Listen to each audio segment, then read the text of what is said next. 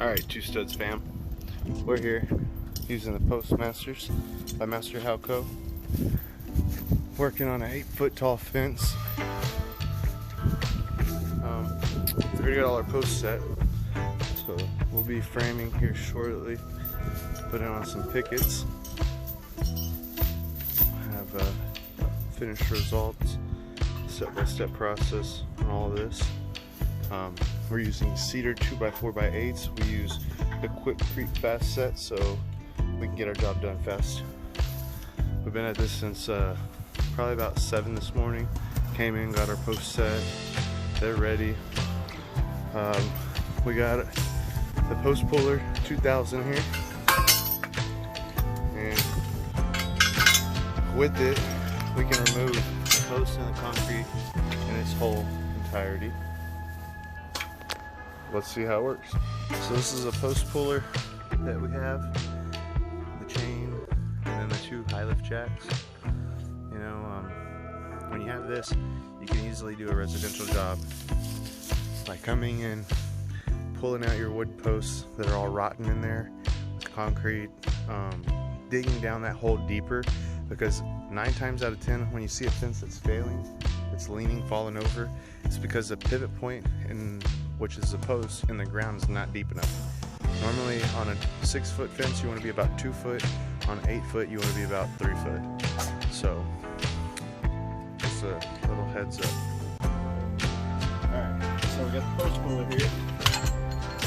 You get little blocks, you get your farm jack, you wrap the chain, you hook it.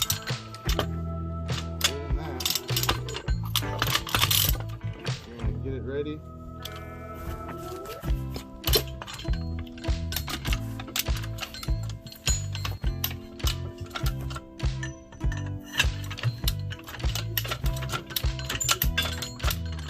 As it's jacking, it's going to tighten up the tension around it. And when it does, as long as you go evenly together, that's cool. Hold on real quick, there's some wires here. See, this is something that you want to watch out for. This is why we don't dig. Oh, cool. There we go, we're good over there, nothing on your side, right? Yeah, we're good. Alright.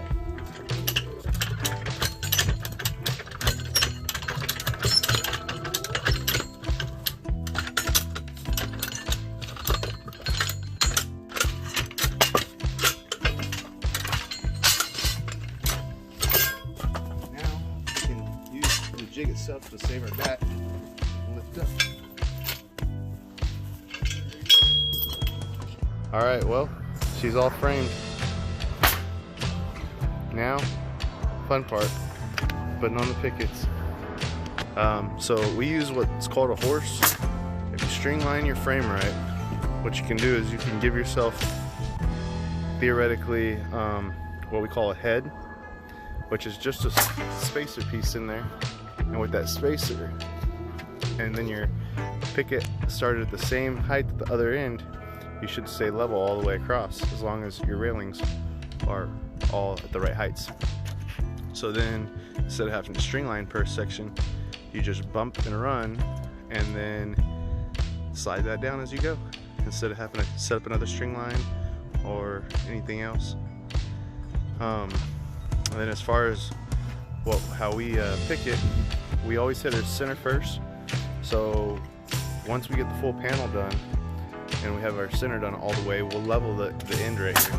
And when we level it, then all the gap that's up at the top or at the bottom, we can float it out. So I'll show y'all here once a couple of these ran. We'll be back. So we put a 3-foot border wall up. Since this is the front of the house, we want to ensure that there's a border down this property line, a big border for the back, 8 foot, but then as you come to this front,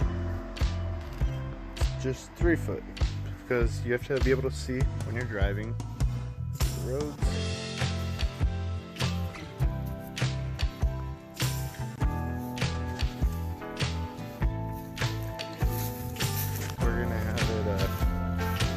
stair pattern. Get taller, taller, and then so forth. Tie back into the